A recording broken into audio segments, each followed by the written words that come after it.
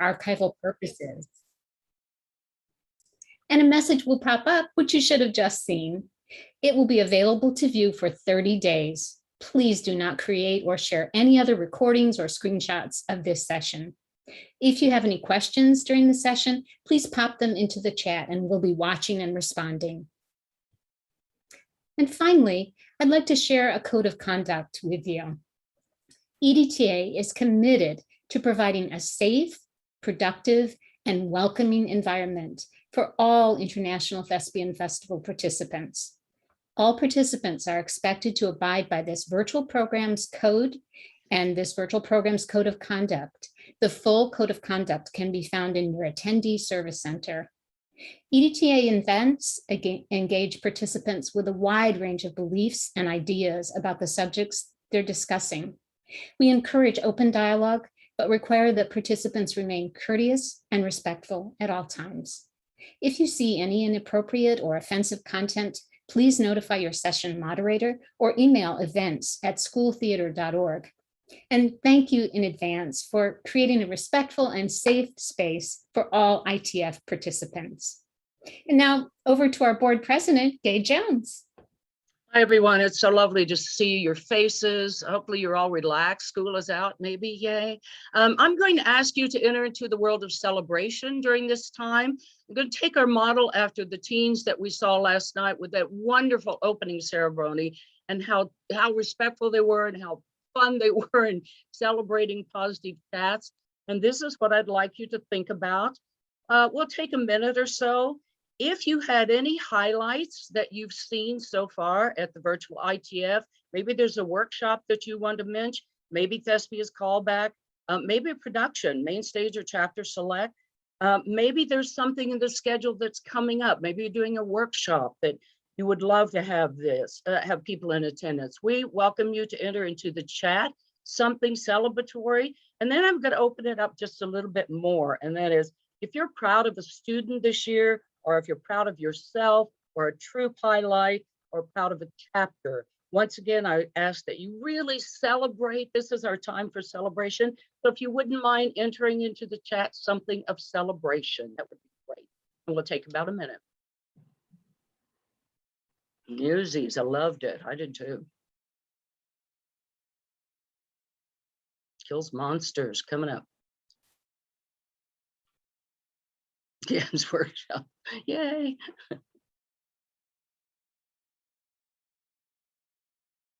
Yeah. The technique, the Alexander technique, that's great, Lori.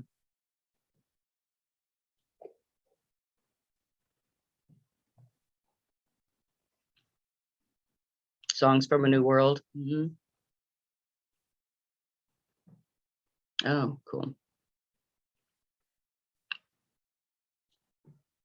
Shows have been phenomenal. I've been enjoying them too.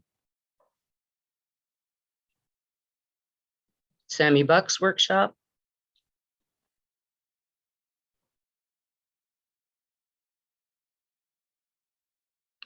Two New Jersey shows. Thank you.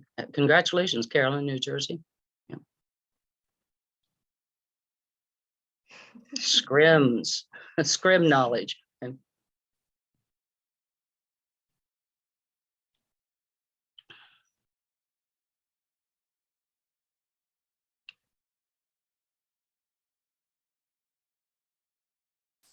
hopefully Bob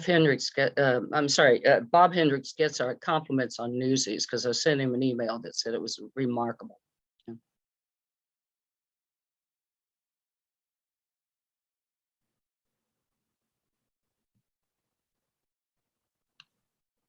Okay, and if you wouldn't mind keeping those compliments going and keeping those celebrations, we're ready to go. Brian Curl, all right.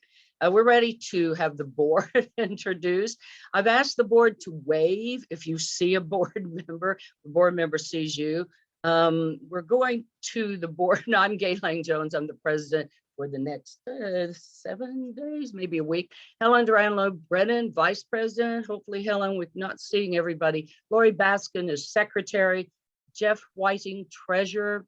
Aaron Carr, Mark Drum, Carolina Garcia, Joanna Ray Ibanez, Sylvia D. Scaffey, Mary Shuttler, and Scott Walker. We have 2 incoming board members on July 1st, Krista Carson Elhigh and Leslie Johnson. And now I would like to introduce Julie Cohen Theobald, our Executive Director.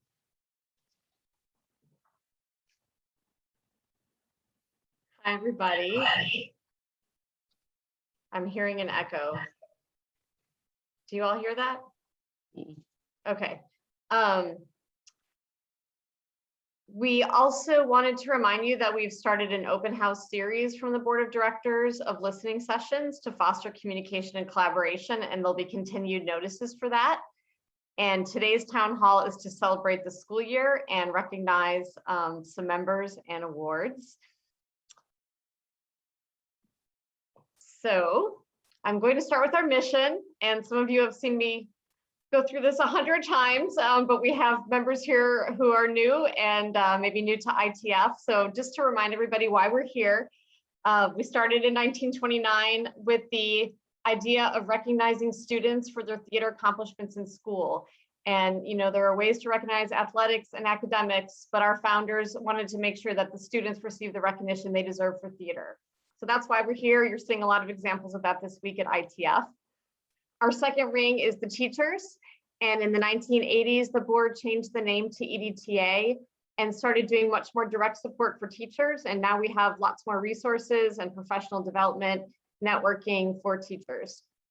And then our third rung is the public, and that's where our advocacy mission comes in. I see we have several people on the call who are national leaders in advocacy. And it's really important that even if we do a great job in school, we want to make sure that everyone understands theater is essential, and not just to those who go on to Broadway, but really for any career and the life skills that it brings.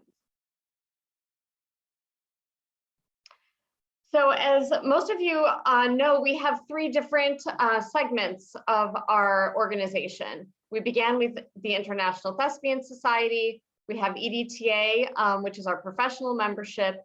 And then since 2017, we have the philanthropy, which is the Educational Theater Foundation. And that is where we look for donor support to help build access and equity. Just a little snapshot, some fun facts. We have 2.4 million alumni of the Thespian Society and currently have 6,300 adult members and almost 100,000 student thespians in school. We have troops in a little over 20% of schools and chapters in 46 states, Canada, and China. And our office in Cincinnati, which is a little quiet these days, we have 30 people in Cincinnati and now across the country working on the staff. And just a little bit about how we organize ourselves as a staff, and I've brought in our leadership tonight to also present to you some accomplishments in their areas. We have Hans, who's our Chief Membership Officer, and he focuses on membership and chapters and community engagement and student leadership. We have Allison here, who is our Chief Content Officer and oversees our education and programs. And then we have Brian Monk, who is our Chief Operating Officer, and make sure that we operate smoothly and have stability, which this year has been quite a challenge. And then we have Marion, who is the head of our foundation for philanthropy. Our core values are really essential to how we operate. I'll just go through them briefly, but people matter, and that is that every individual has the opportunity to make a difference. And you all have done that this year. We would not have survived, and we would not have had theater without all of you.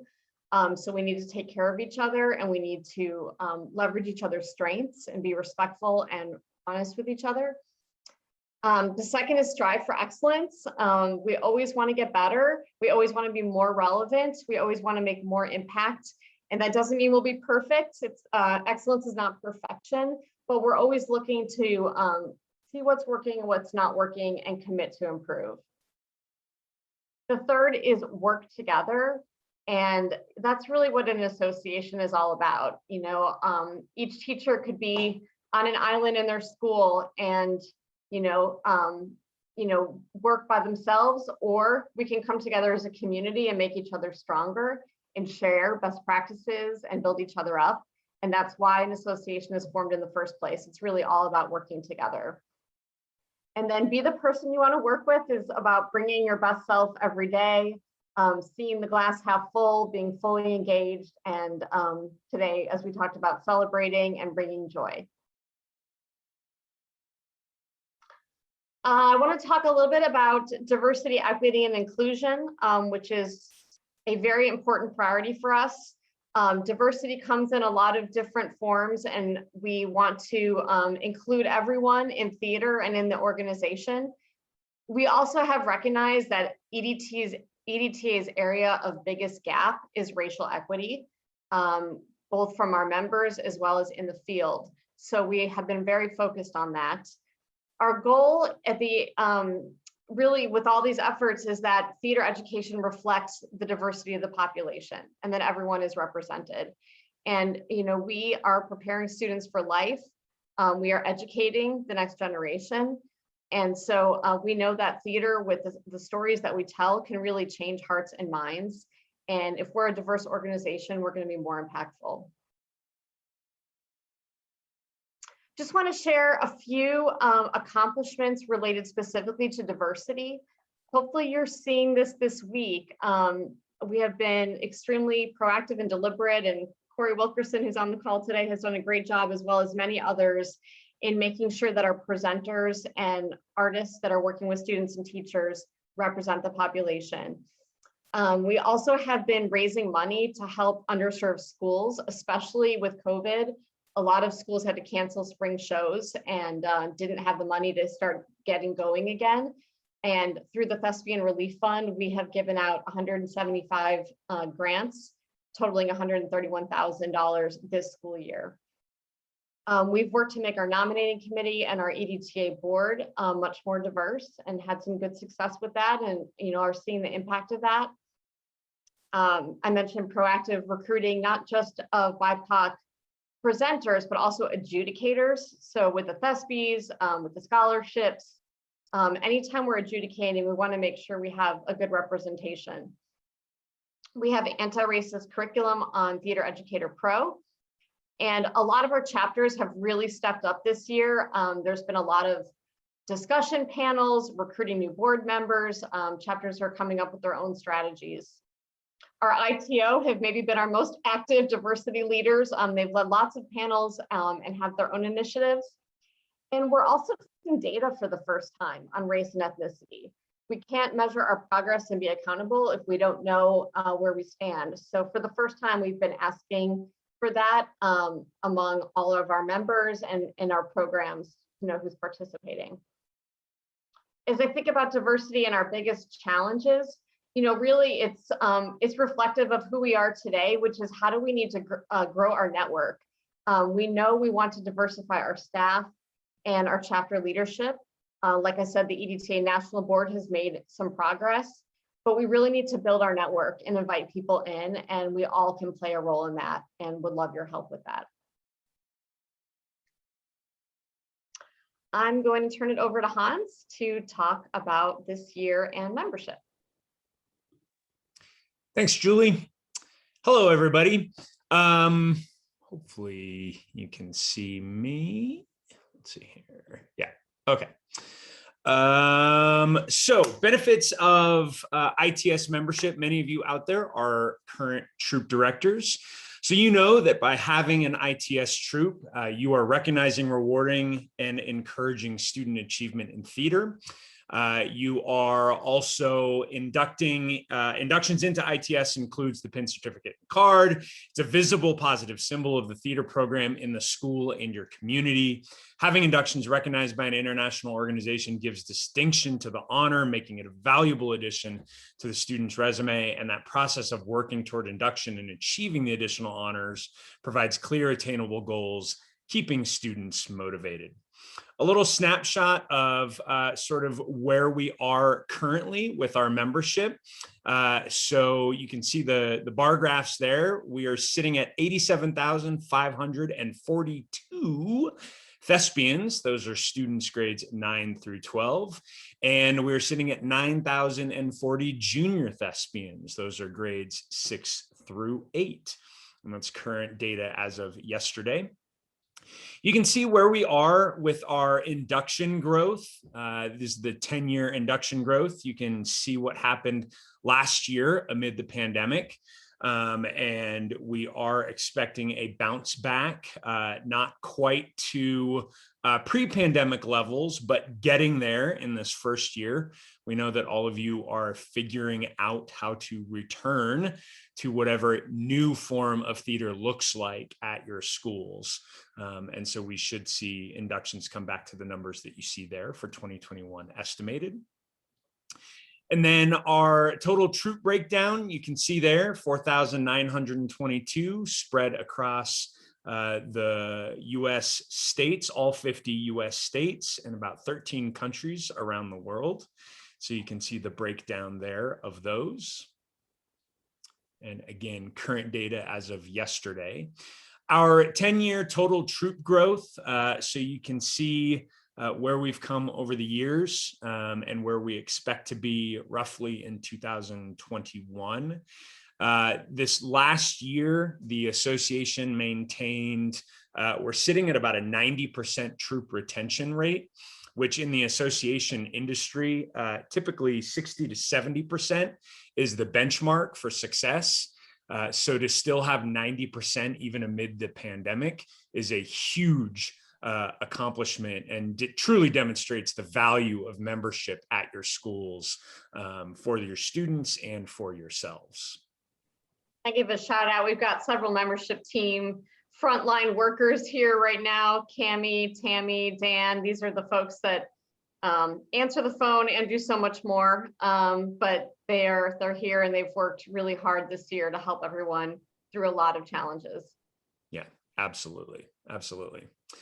This is a fun graph. I know it's a little hard to see because the writing, the font is so small, but this data shows the amount of schools that are known to us to potentially have a theater program at their school. This could be a mix of established curricular theater programs or extracurricular theater programs. And what we've done is we've combined all grades, basically K through 12, primarily 6 through 12.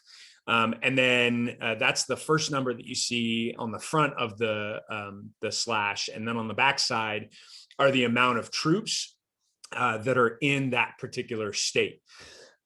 So you can see sort of roughly the percentage. You've heard us talk in the past that we're in 20% of US high schools, 3% of middle schools. That statistic still roughly holds about the same. But now we're looking at what are the total populations and the total troops to see what the opportunity is in each of those geographic locales. And just wanted to share this. I'm not going to read through all of the different types of memberships, but I really just wanted you to see the chart at the bottom right that sort of shows the breakout of member types that we have. So you can see the bulk are troop directors, and then professional members are the next group behind that. So many of you in the room right now are adult professional members, meaning you're not necessarily running a troop or affiliated with a school. And then we've got the pre-professional members. Those are our students in higher education studying to become theater educators primarily. Life members are those conferred after service on the EdTA board or for special honorees. The emeritus members, retired educators, EdTA staff, and then our affiliate professional members, which are those serving in sort of an associate troop director capacity and supporting the primary troop directors. So just wanted you to see that pie chart breakdown. And the last slide that I have here is just a little representation of our EdTA chapters, which is where the mission happens locally, right? So pre-pandemic are the statistics there that you see. Looking forward to getting back to these numbers as we all recover and bounce back. But you can see where our current active chapters are. Those are the blue colored regions on the map there. The gray are the inactive or no existing chapters. And then the yellow, you can see that's our EdTA Canada expansion. We've got a group of dedicated volunteers that started there in the British Columbia chapter province and have been working tirelessly to recruit volunteers in schools from all of the provinces across Canada. So that has been really exciting. And Craig Rotniak, our chapter director there, just welcomed his second child to the world yesterday. They just had their baby girl. So congratulations to Craig. And Julie, I believe that is the membership portion. Awesome. So Allison, I'm going to turn it over to you. Thanks, Julie. As was mentioned before, I oversee the member-facing programming for the association and public outreach. So that includes marketing and communications. And for most of you here, you're here because you know about ITF. You're here for the event. Want to just quickly highlight that although we've been virtual this year and last year, we are anticipating and excited to go to Indiana University in Bloomington next year and kick off the start of our 5-year run at IU and hopefully many more. For those who don't know, EdTA has a professional development conference for educators in the fall. For this year, it will be virtual at a reduced rate of $99 per member. That actually is open for registration. So if you're interested, go to our website and check that out. And then we'll be in Los Angeles in 2022. The THESPI Awards, you may know this better as individual events. The name change started last year in 2020. THESPIs is short for International Thespian Excellence Awards. And this has historically been our #1 attendance driver at ITF. We currently have 16 categories, 10 technical, 6 performance. The newest category added this year is playwriting. And I'm happy to report that we've had 800 students participating at this event. And we had 5,000 participants qualify in 2021, despite all of the challenges of the pandemic. So that's definitely worth celebrating. Also want to celebrate the $40,000 in scholarships that are attached to this program this year. And I hope everyone will make time to attend the closing showcase on Friday night, which will be open in ITF and broadcast on Playbill.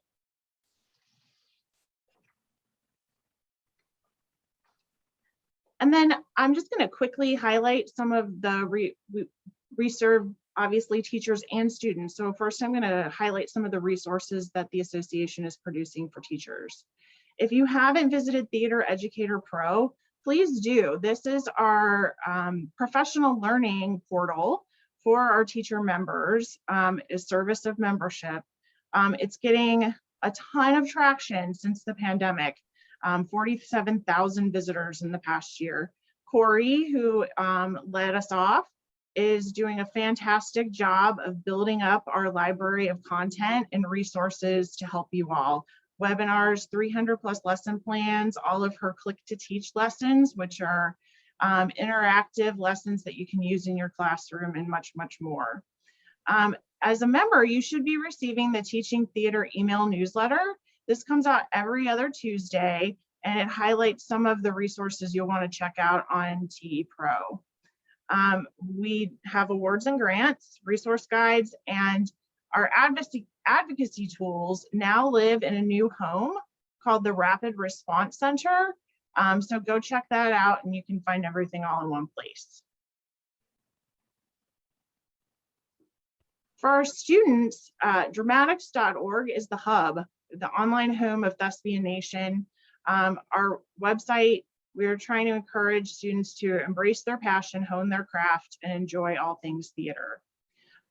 Like Theater Educator Pro, the content gets pushed out through a companion newsletter called Dramatics Digest, as well as our social channels for the International Thespian Society. And like Theater Educator Pro, we've seen the traffic to dramatics.org skyrocket over the past year during the pandemic, as we believe more and more students are looking for ways to connect online.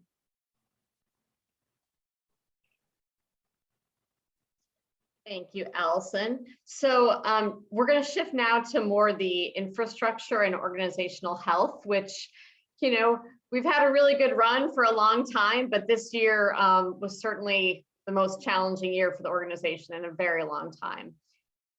Given the pandemic and, you know, the reductions we had to take, it was really important for us to prioritize this year to make sure that we could have quality programs and keep our mission going.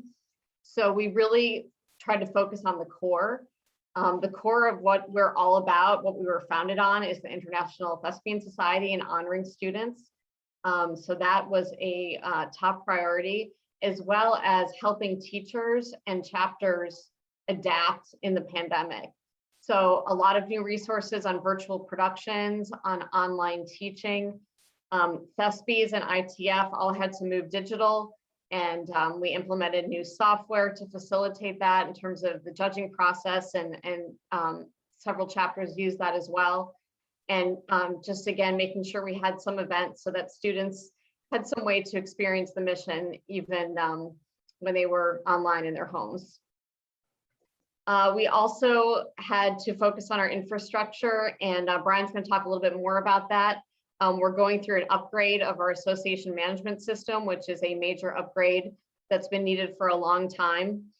Expanding technology offerings for chapters so that we can have more digitally. We talked already about diversity, equity, and inclusion. And then financially, this year was a wild ride, but we'll be happy to share that we are on much more solid footing than we were a year ago at this time. So I'm going to turn it over to Brian. Hello, friends. It's nice to see you all again. I'm going to talk about how we sustained through COVID. We were fortunately prepared to shift our staff to a remote staffing model to keep everybody safe.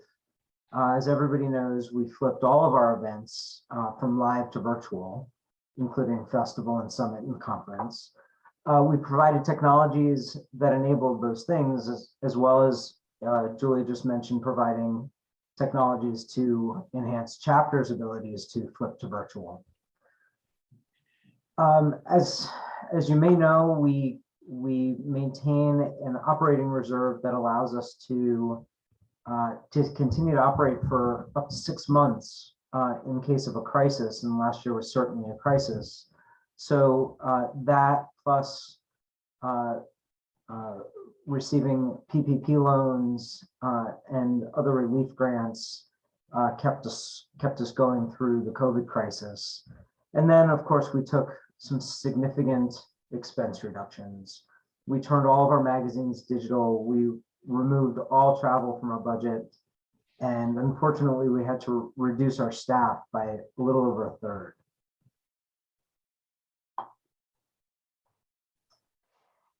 And so we did come through the year. We came through the year at a $1.4 million loss. But as our audit showed, we came through actually with flying colors. Our operating reserve policy and our line of credit sustained us as it should have. So today we are as healthy as we've ever been. For the 2021-22 budget, we're tracking to operate at a surplus. We've done that by reducing our spending. Again, we reduced our staff by a third last year, where we haven't gained on staff this year. And we've received already a second Paycheck Protection Program PPP loan. We received some ERC monies, and we expect to recover some of our lost revenue last year with an SVOG, a shuttered venue operators grant loan.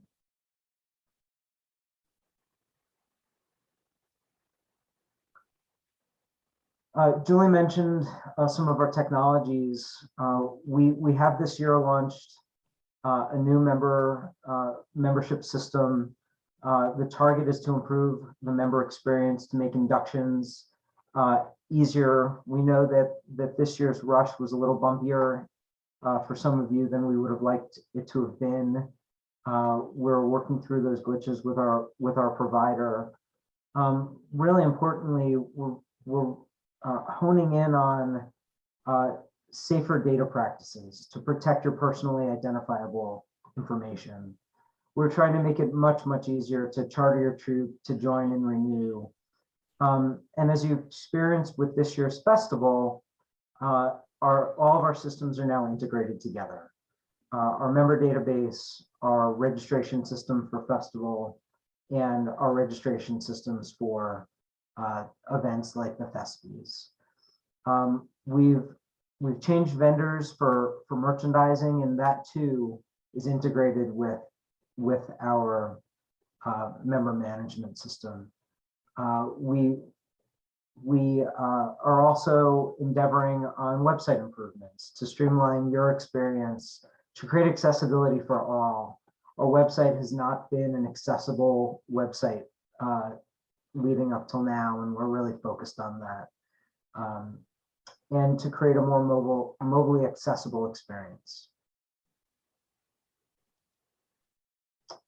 With that, I'll pass back to Julie. Thank you, Brian. I am going to touch on the Educational Theater Foundation, which is our fundraising arm. I see we have several foundation board members here as well. So thank you for being here, Sarah Jane, Abby, Jim, Hoare. I'm probably missing some people, but thanks for being here and for helping us raise money to help support students and teachers. So just a reminder about why we need a foundation, or why we wanted to have a foundation. We really wanted to look for outside sources of funding beyond member dues to pay for philanthropy. You know, in the past, sometimes we would use member dues to fund things like scholarships, and we really wanted to find outside sources so that all of the member dues that were paid to the organization support all of the member programs and the quality of the member programs. And then we've also been able to recruit a great fundraising board outside of our membership to help us build more access and equity. So what does the foundation raise money for? The number one thing is grants to strengthen theater programs, scholarships and awards to foster individuals, increasing access through Jumpstart Theater, and diversity and access. Our vision, and we're starting to see some signs of this, is to be the go-to charity for school theater. So if there's somebody who this impacted their life, you know, we hear all the time, it changed my life, it saved my life, and they want to give back, we want to be the way to do that. Similar to when you think about the United Way or the Red Cross when there's a disaster. Our goal, which we were building toward before COVID and had some setback, but really do see as realistic, is to raise over $1.5 million annually to fund EdTA's programs and support underserved students in schools. And then eventually, you know, a lot of successful, stable organizations have an endowment, which we do not have right now. We have reserves, which is what protected us in COVID, but we don't have an endowment. And that's something we would like to build over time. And all of this is in service of students having access and opportunities to have the impact of school theater. This is our Thespian Relief Fund, which was an initiative because of the pandemic. And you can see here some of the stats. We created this fund to really help schools survive this year. We had two different types of grants. We had $500 grants for thespian activities to either start a troupe, renew a troupe, and to cover the thespian dues for up to 10 students. And then we had $1,000 grants, which were for schools to cover production expenses. So a lot of the schools that lost their spring shows and needed to get back on their feet applied for those $1,000 grants. We're continuing to give them. It's on a monthly cycle. So as long as we continue to receive donations and have funding available, we're going to continue to award these in the fall as well. And here's a quote from an Ohio troop about cutting their debt in half, not passing on thespian costs to their students. And we've heard a lot of great feedback from thespian troops. These are only for thespian troops, either to start, renew a troop, or for thespian troops to help support their productions.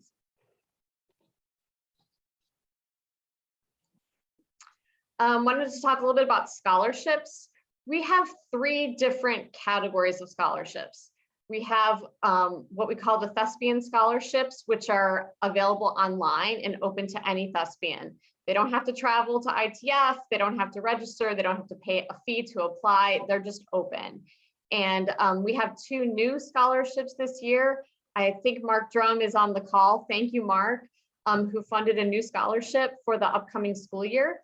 And then we also have the Huizinga Scholarship, which is funded by Broadway producer Ken Davenport. Both of those are dedicated to BIPOC thespians.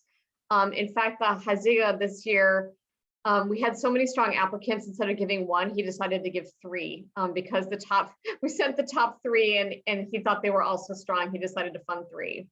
So those scholarships are on a yearly cycle. They're open to any thespian. We also have scholarships at ITF that are happening this week, brand new. Want to give a shout out to Abby, who's on the call, who made the introduction for us to the Princess Grace Foundation, where we received one of the biggest gifts we ever have gotten in our history. It's a $500,000 commitment over 10 years, and it's to fund young aspiring artists. They are giving $6,000 scholarships to graduating seniors, 5 of them, and $1,000 scholarships to underclassmen for training, including that can be used for ITF. So an underclassman can receive that scholarship to attend ITF the following year. And we are going to be announcing those on a Friday night.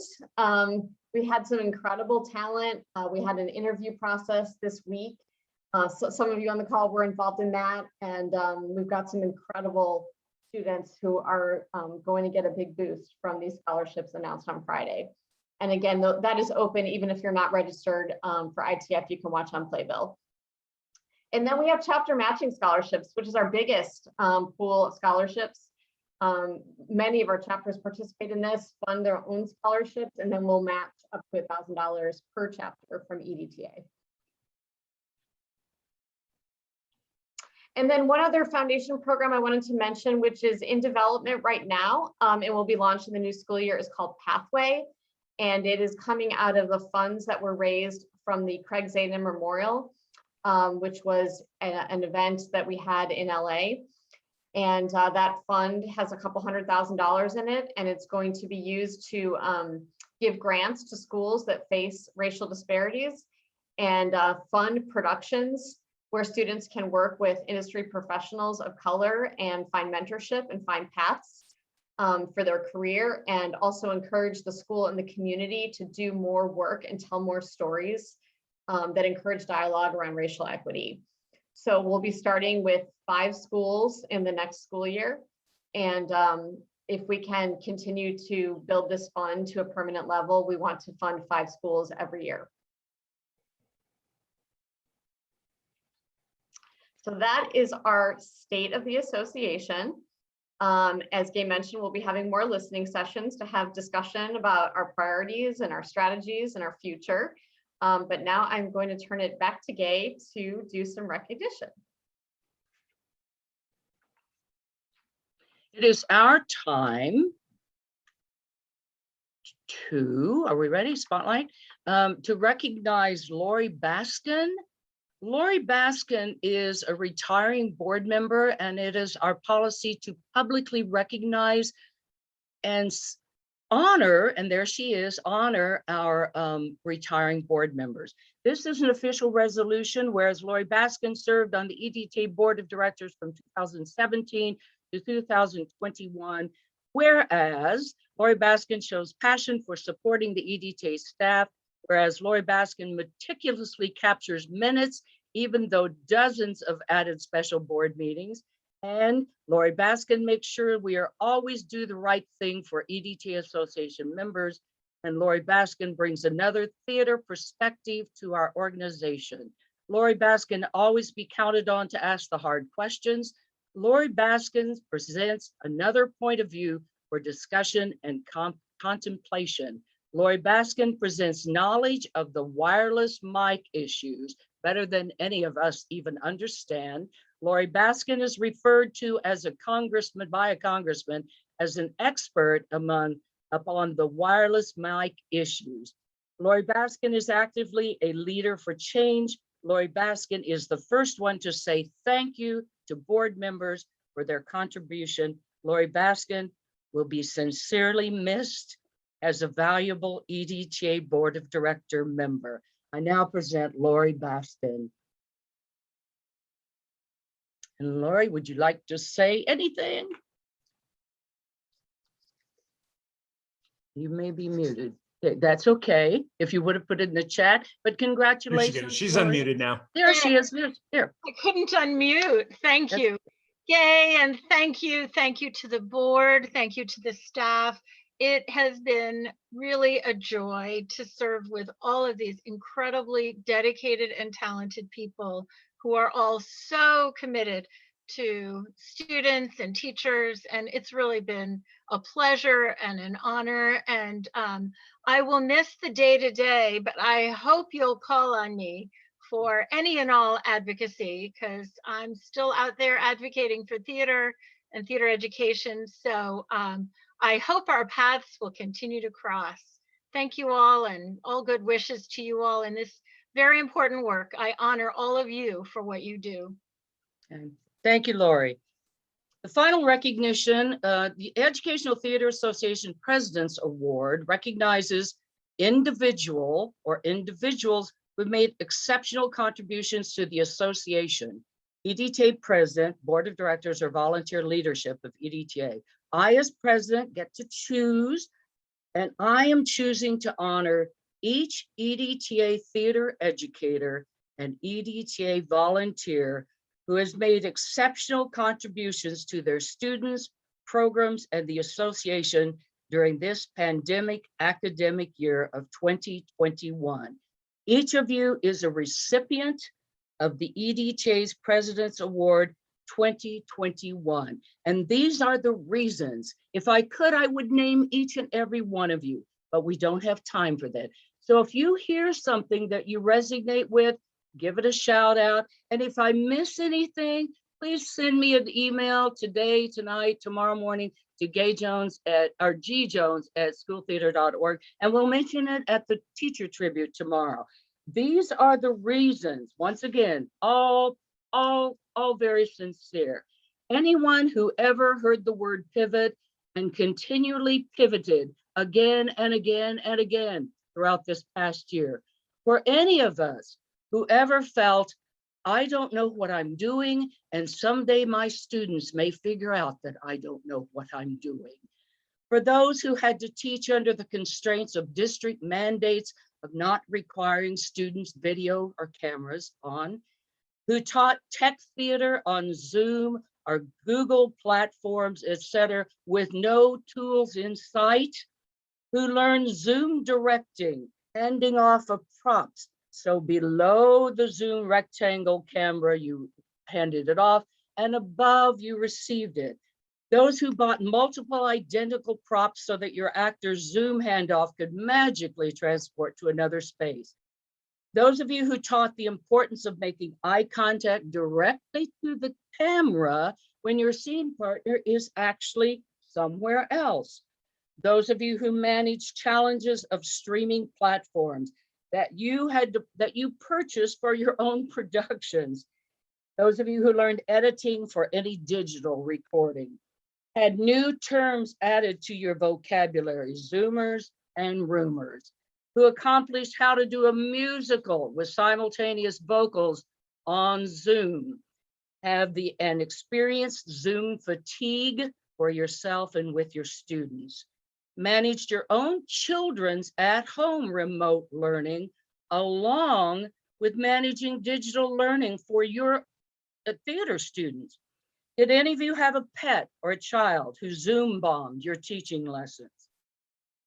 Those of you who realized you gave notes, you pontificated, it was wonderful to your class or cast, and then you realized your audio was not activated.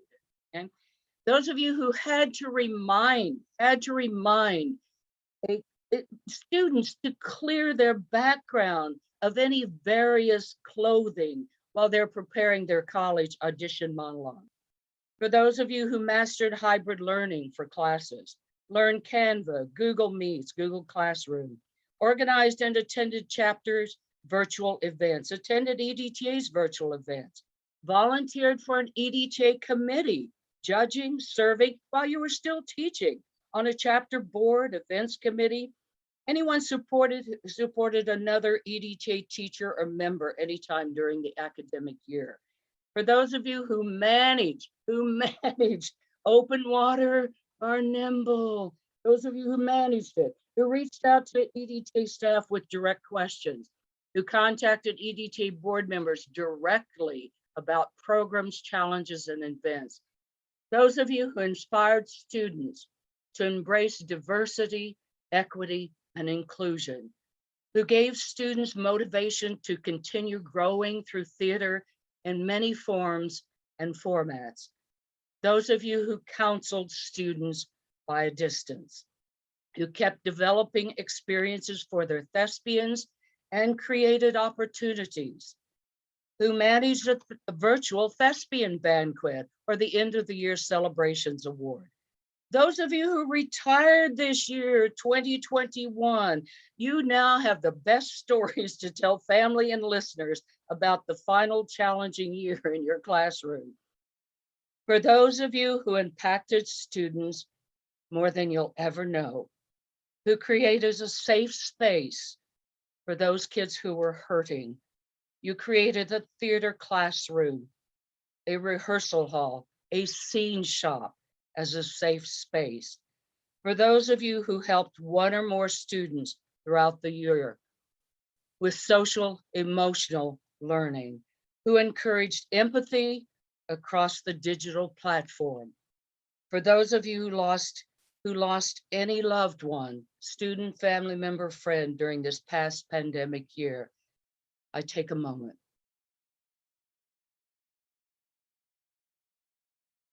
For those of you who are maintaining your emotional well-being, those of you who help keep hope alive. For any theater educator, you guided your students through a challenging academic year. You modeled resilience. You helped your kids feel safe and secure. You mastered technology, new curriculum with a smile on your face. You made the world better. I give you a round of applause for everything you did this year. I also honor your volunteers' work and contribution to EDTA, your troop directors, your chapter board leaders, your service on a local, state, national committees to serve students, chapter leaders, EDTA board members who are volunteers as well. You are acknowledged, honored, and respected. You are a recipient of the EDTA President's Award 2021. I congratulate each one of you. I honor and respect you. My license plate holder says you deserve a round of applause each day. This is your round of applause. And I know that you have other things to go to, so we're dismissing early. Please enjoy the rest of virtual ITF. And please come to the teacher tribute tomorrow. And it is at 8 p.m. Correct me on that, 8 p.m. because I have 4 p.m. on California time. Thank you to teachers, to staff, to board, to Julie, to everyone who came to this, and thank us for celebrating. And that's the end of our town hall.